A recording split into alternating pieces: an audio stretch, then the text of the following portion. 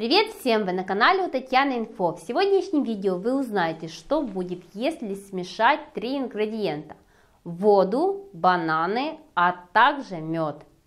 Все мы знаем, что кашель, а особенно хронический, очень сложно вылечить. В сегодняшнем видео я вам расскажу, как смешать 3 ингредиента, и в кратчайшие сроки кашель уйдет. Что же нужно для этого сделать? Берем 400 грамм кипяченой воды, выливаем ее в кастрюлю, берем 2 спелых банана, очищаем их от кожуры, разминаем и дадим настояться в кипяченой воде приблизительно полчаса, пока остынет кипяченая вода до комнатной температуры. Потом добавляем 2 столовых ложки меда.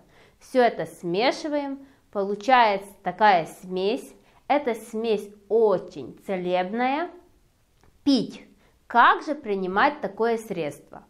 Так как получается 400 грамм такой смеси, значит мы пьем по 100 грамм 4 раза в день. На следующий день готовим точно такую же смесь. Я вас уверяю, что кашель пройдет. Такой метод очень действенный, такое средство действительно помогает. Если понравилось сегодняшнее видео и мой совет, ставим лайк, делимся с друзьями, и до новых видео, и до новых встреч. Пока-пока.